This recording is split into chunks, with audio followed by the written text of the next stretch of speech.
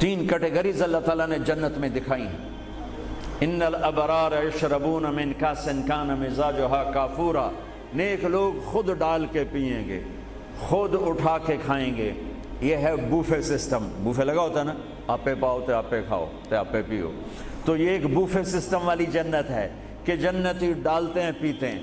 ایک اس سے اوپر وی آئی پی جنت ہے، یسقون فیہا کاسا کان مزاجھا زنجبیلا، کہ وہاں وہ بوفے سسٹم نہیں ہے، وہاں سرونٹ سسٹم ہے، نوکر۔ یہاں تو آپ کے پاس نوکر ہوتے ہی نہیں نا، تو بڑے سے بڑا مالدار بھی بیچارہ آپ پہ ہی موٹر صاف کر رہا ہوں، آپ پہ ہی میٹ صاف کر رہا ہوں، آپ پہ ہی پیٹرول پا رہا ہوں۔ تو کئی سال پرانی بات ہے، ایک نوجوان نے مجھے اپنی گاڑی میں بٹھایا، یہیں تمہارے انگلینڈ، مجھ سے کہنے لگا مولانا یہ 2.5 لاکھ پاؤنڈ کی گاڑی ہے۔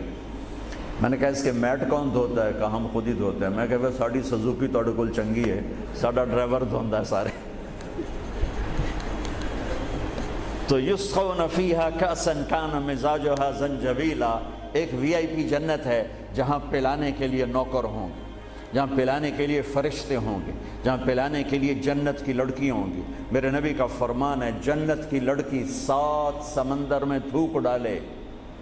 میرے کتنے سمندری سفر ہوئے، ہر سفر میں میں یہ حدیث یاد کرتا ہوں تو پاگل ہو جاتا ہوں۔ سمندر 100 سمندر میں جنت کی لڑکی تھوک ڈال دے تو میرے نبی کا فرمان ہے سارے سمندر کا پانی شہد سے زیادہ میٹھا ہو جائے گا۔ لکان ماؤہ احلی من العسل، وہ کیا چیز ہے؟ سورج کو انگلی کے فنگر ٹپ دکھا دے تو سورج اللہ کی قسم نظر نہیں آئے گا، جیسے سورج کے سامنے ستارے غائب ہو جاتے ہیں، چہرہ نہیں، صرف فنگر ٹپ کے سامنے سورج غائب ہو جائے گا تو اس کا چہرہ کیسا ہوگا، اس کا ہاتھ کیسا ہوگا؟ بِأَيِّ بَنَانٍ تُعَاطِيهِ، میرے نبی کا فرمان، کن ہاتھوں سے تمہیں پیش کرے گی جام کہ اس کی انگلی کا ایک فنگر ٹپ سورج کو دکھا دو، سورج نظر نہ آئے، وہ پیش کرے گی۔ اور اس کے جسم پہ 100 جوڑے ہوتے ہیں، ایک جوڑا نہیں ہوتا، 100، اور ہر جوڑا دوسرے جوڑے میں نظر آتا ہے، اور اس کے جوڑوں کے اس کا جو فراق ہوتا ہے، اس کا جو لہنگا ہوتا ہے، وہ 3 میل کے دائرے میں گھوم رہا ہوتا ہے، 3 میل کے دائرے میں۔ اور یہ اس لیے ہے کہ جنت کے لباس کا وزن کوئی نہیں، اس کا وزن ہے، یہ ویسٹ کوٹ کا وزن ہے، اب تھوڑا وزنی لگ رہی کہ گرمی محسوس ہو رہی۔ جنت کا جو لباس ہے اس کا دھاگا نور سے بنا ہے، نور کا وزن نہیں ہوتا، تو 100 پہنے یا 1000 پہنے، 100 جوڑے اللہ بندوں کو بھی پہنائے گا، جنت کی لڑکیوں کو پہنائے گا، 100 جوڑے میں اس کا جسم چاندی کی طرح چمکتا نظر آئے گا، وہ اس کی طرف بڑھے گی، ایک قدم جب اٹھائے گی 1 لاکھ ناز و انداز اپنے خامد کو دکھائے گی۔ یہ وی آئی پی لوگوں کی جنت ہے، ایک وی آئی پی، چاہے لکھاں وی لا دیو، لکھاں کروڑاں وی آئی پی۔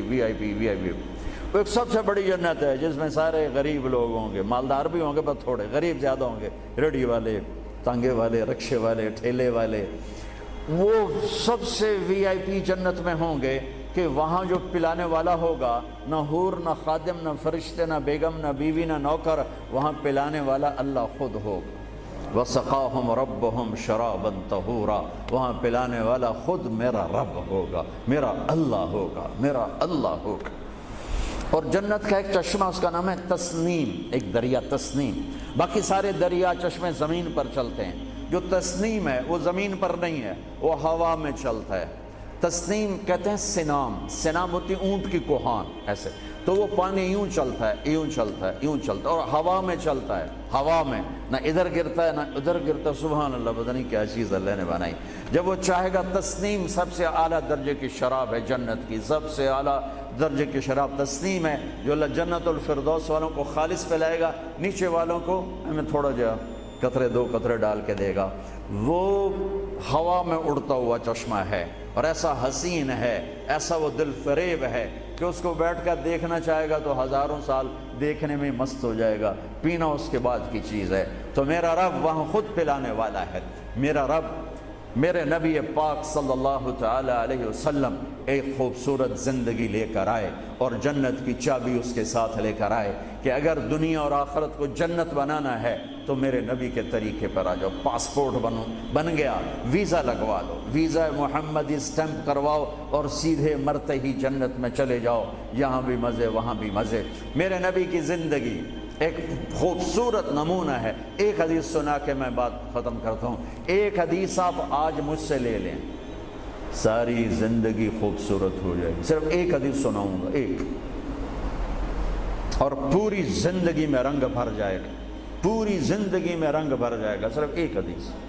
میرے نبی نے فرمایا اربع اذا كانت فيك لا يضرك ما فاتك من الدنيا اربع من كن فيه ما ضره ما فاته من الدنيا.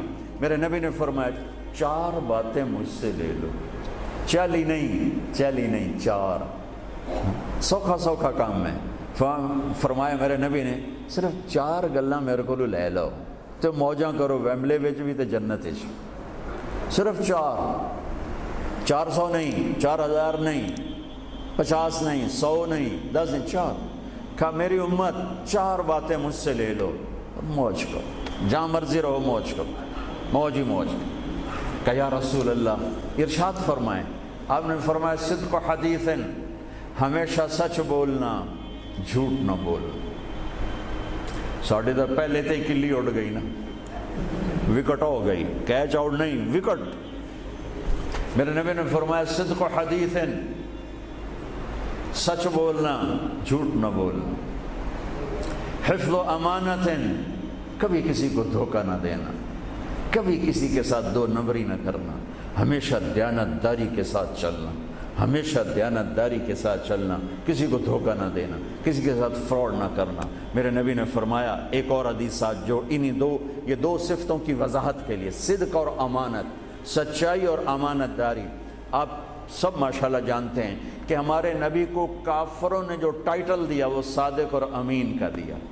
اگر آپ مجھ سے سوال کریں اسلام کو 2 لفظوں میں سمجھاؤ تو میرے پاس جو 2 لفظ ہیں وہ علماء نے بتائے ہیں، سچائی اور امانت داری، دیانتداری. آپ مجھ سے پوچھو سارے کفر کو 2 لفظوں میں بتاؤ، سارے کفر کو 2 لفظوں میں، تو میرے پاس 2 لفظ ہیں جو علماء نے بتائے ہیں، جھوٹ اور فراڈ، جھوٹ اور دھوکے بازی. جھوٹ اور دھوکے بازی ساری دنیا کا کفر اس میں جمع ہے، اور سچائی اور امانت داری ساری دنیا کا اسلام اس میں جمع ہے. میرے نبی نے فرمایا میرا امتی ہر گناہ کر سکتا ہے، 2 کبھی نہیں کرے گا، 2 کبھی نہیں کرے گا. ایک جھوٹ کبھی نہیں بولے گا، ایک دھوکہ کبھی نہیں دے گا. لیکن میں درد سے کہتا ہوں مسلمان نام ہی جھوٹے کا پڑ کے، اور فراڈیائی مسلمان ہے، اور جھوٹائی مسلمان. جو غیر مسلم ہے اسے جھوٹ سے نفرت ہے.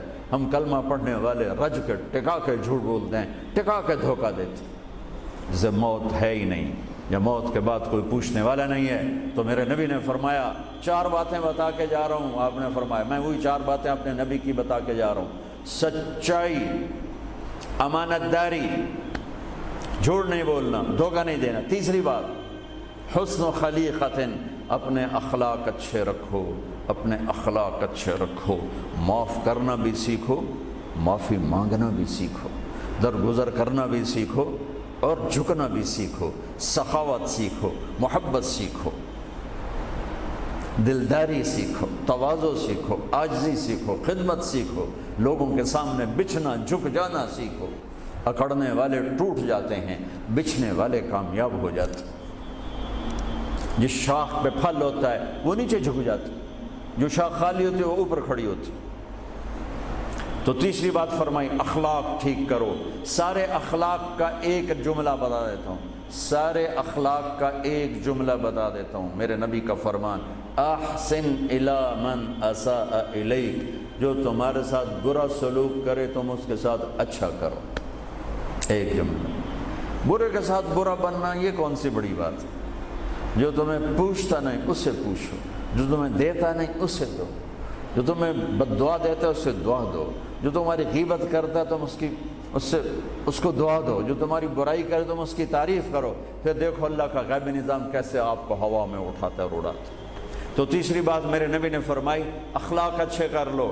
چوتھی بات میرے نبی نے فرمائی، چوتھی بات آخری بات، عفت فی طعمت، عفت فی طعمت، جہاں مرضی رہو رزق حلال کماؤ، حلال روٹی کماؤ، حرام نہ کماؤ، حلال کماؤ حرام نہ کماؤ. کہ رزق حلال ایسی دولت ہے میرے نبی کی مجلس میں ایک صحابی بیٹھے تھے، سعد بن معاذ۔ آپ کی نظر ان کے ہاتھوں پر پڑی تو وہ بڑے سخت جیسے مزدوروں کے ہاتھ ہوتے ہیں، لوہے کی طرح۔ تو آپ نے ان سے پوچھا، سعد یہ تیرے ہاتھوں کو کیا ہوا ہے؟ کہ یا رسول اللہ میں بچوں کے لیے روٹی کماتا ہوں اور اس کے لیے دہاڑی کرتا ہوں، مزدوری کرتا ہوں، تو اس سے میرے ہاتھ سخت ہو گئے ہیں، تو آپ مجھے دیکھو۔ آپ نے ان کا ہاتھ پکڑا اور ایسے بوسہ لیا سب کے سامنے اور فرمایا بچوں کو حلال کھلاتے ہوئے، حلال حلال، شراب بیچ کے نہیں، جوا چلا کے نہیں، بچوں کو حلال کھلاتے ہوئے جو ہاتھ ایسے ہو جاتا ہے اس پر دوزخ کی آگ حرام ہو جاتی ہے۔ ایک حدیث بھائیو لے لو، میں لے لوں، میں بولنے والا بھی محتاج ہوں، آپ لے لیں، آپ سننے والے بھی محتاج ہیں۔ اللہ کی قسم دنیا بھی ہماری بن جائے گی، آخرت بھی بن جائے گی۔ تبلیغ کا کام ان خوبصورت صفات کو سیکھنے کی محنت ہے۔ آپ سب سے گزارش کرتا ہوں کہ اور زیادہ نہیں تو مہینے میں 3 دن ضرور آپ جایا کریں تبلیغ کے ساتھ، انشاءاللہ اس سے آپ کو بہت فائدہ ہوگا، بہت خوبصورت زندگی نصیب ہوگی۔ اور آخری بات یہ کہتا ہوں، اگر آپ کسی سے لڑے ہوئے ہیں تو اٹھ کے صلح کر لیجیے۔ اچھے 4 باتوں میں ایک بات ہے اچھے اخلاق، اور اچھے اخلاق والا کسی سے لڑ کے بیٹھ نہیں جاتا، اس سے راضی ہو جاتا ہے، اس کو راضی کر لیتا ہے۔ اگر آپ جہاں انسان رہتے ہیں وہاں جھگڑے بھی ہوتے ہیں، کسی سے آپ ناراض ہیں تو معافی مانگ لینا، معاف کر دینا، تو اللہ آپ کے پچھلے سارے گناہ معاف کر دے۔ اور میاں بیوی آپس میں لڑے ہوئے ہوں اور وہ آپس میں صلح کر لیں تو یہ صلح اللہ کو اتنی پسند ہے کہ اللہ دونوں میاں بیوی کے پچھلی زندگی کے سارے گناہ معاف کر دیتے۔ تو بھائیو محبت سے رہو، پیار سے رہو، اپنے نبی کی زندگی کو سیکھتے سیکھتے چلو، انشاءاللہ دنیا بھی ہماری ہے، آخرت بھی ہماری ہے۔ السلام علیکم۔